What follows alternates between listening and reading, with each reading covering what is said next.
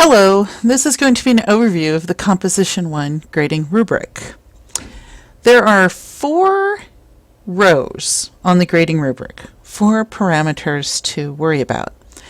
Each one will be discussed in a class discussion, and the rubric is also posted in general course documents, and then the pieces of the rubric which will be graded applicable to each paper, are also posted in the folders where you turn in the outlines and the polished drafts and the papers for each paper. So you should be able to find it several times over. And this video will be an introduction. Okay, the first row of the rubric is about clarity. Your writing really is going nowhere if it isn't clear for the reader what you're trying to say. This includes things like having a point that you continue to discuss throughout the paper, having subpoints that transition from one idea to the next, and of course having reasonably correct grammar.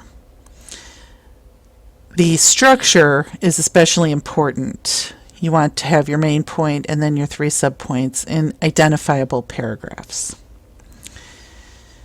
All of this means that writing a college level paper is not something that just flows out of you. It takes planning, it takes drafting, it takes organizing and outlining as the first steps. It shouldn't be easy. It isn't something that just flows. You should have to think hard, like this girl right here is thinking hard about her work. And when you're thinking hard, and it seems hard to you, don't be frustrated by that.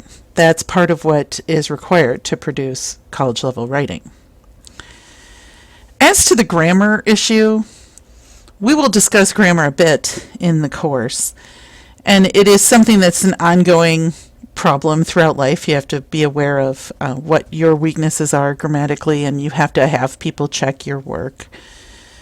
One of the problems that we all have is that we're surrounded by grammar errors. They're just all around us. And in order to make this point, I'm going to show you 2 pictures, both of which were taken during the week immediately before school started in fall of 2012. So I take pictures frequently like this, and these are 2 I took that week just to show you how common grammar errors are in our environment. I took this picture at the Masters tennis tournament in Cincinnati on that week. This illustrates a classic pronoun error. Who, singular, just through their, plural, racket. People do this all the time. They use they, them, and their as a singular pronoun, which of course it is not. And the usual right answer is to rephrase the sentence without the pronoun entirely in order to avoid the problem. You can see this is a professionally prepared sign, and yet it still has this error. We are surrounded by this sort of thing. When you see it, go ahead and take a picture. It's kind of fun, and send it to me if you can. And my family is used to me taking pictures like this all the time. At this occasion, my nephews were with me, and they ran over to try to identify the error. So it can even be kind of fun as an activity to take pictures of things like this that you locate. Here's another one. This is a landscaping truck. I was stopped at the light and took the picture right out. Of course, the guy is looking at me wondering why I'm taking this picture, but on the top part of the logo, there's 5 words: design, maintenance, installation, brick, and irrigation. I'm sure this makes perfect sense to people who work in landscaping, but to most of us, it sounds funny to have brick in that collection of words. It doesn't seem to match. All the rest of these words are things that would fit in this sentence, like, what are you doing? I'm doing design. I'm doing maintenance. I'm doing installation. I'm doing irrigation. I'm doing brick. It doesn't seem to fit. And this brings me to another point that I wanted to make. By the way, we would call this a parallelism error. But the other point that I wanted to make is that it would make sense to the landscapers, but it might seem odd to us, and that is a consideration of audience. You are writing for a given audience. That's the next row on our rubric. Writing for an audience means that you consider the people who are doing the reading and everything about them. What is their background? What is their knowledge? What is their vocabulary level? Okay. You also consider the situation. Is there any specific genre that you're writing in? Meaning, for example, that it's very different to write an academic essay from writing advertising. And what is the background situation? What's the context, either historically or culturally? All of that plays into writing for the audience, writing appropriately for your reader.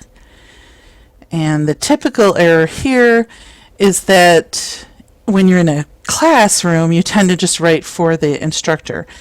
But I'm going to encourage you to be thinking about other specific readers in the papers that we're doing. Audience, to give you some visuals, I'll just give you these. Writing for this audience, speaking to them, this cultural context would be entirely different from this one. Writing to these people, speaking to them, or their context, their situation, completely different. That's what we mean by audience considerations.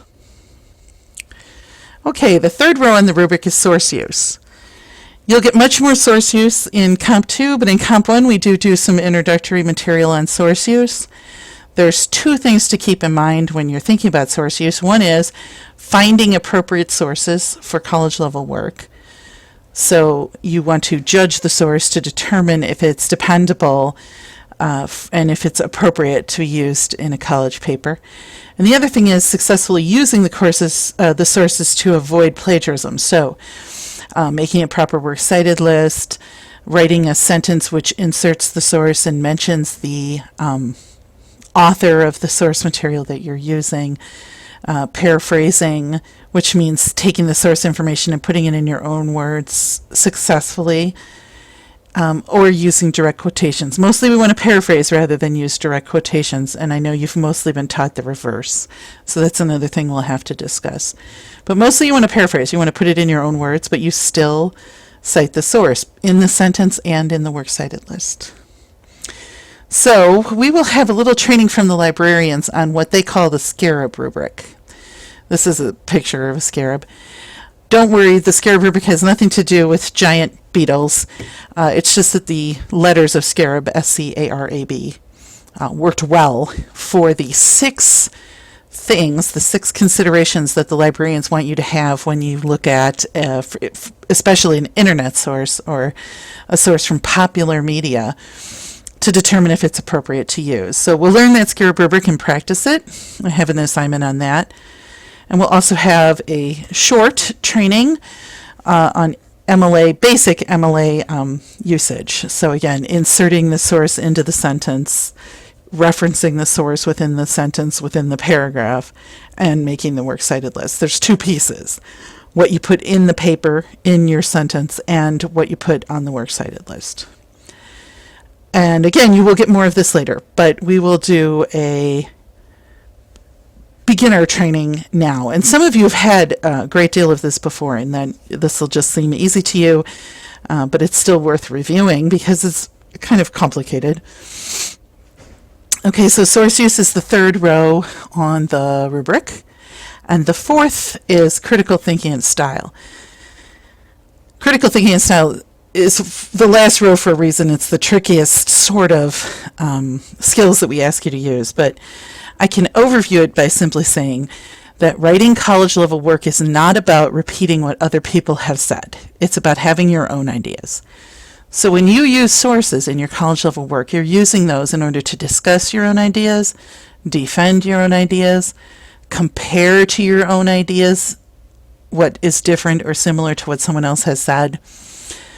But all the time you're discussing your own idea, not someone else's material. Okay? And this can be difficult. Again, you'll be like that little girl grabbing her head. You know, it requires some thinking. You've got to come up with your own ideas to discuss. But that's what we mean by critical thinking and style. You're thinking about it, and you're using outside sources for support, for discussion, for comparison. Okay. Now, I remember my first ever academic paper. It was second grade, and it was about Stegosaurus. And I'm going to just mention the Stegosaurus paper by point of comparison to a college paper that I want you to produce. Because the Stegosaurus paper was not a good paper. Of course, I was only in second grade. But what I did in the Stegosaurus paper, I remembered vividly, was I wrote about Stegosaurus. I wrote about how much he weighed and what he looked like and how tiny his little bitty brain was and what he did with that spiky tail in a fight, and this sort of thing. And entirely, this was someone else's material. In fact, it all came from the World Book Encyclopedia. This is pre-internet, so that's where I got my information.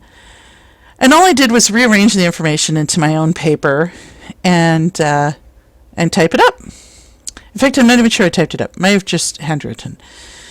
Now let me emphasize, that sort of paper where you take someone else's information and just rearrange it is not college level work, and I do not want you to write the Stegosaurus style paper.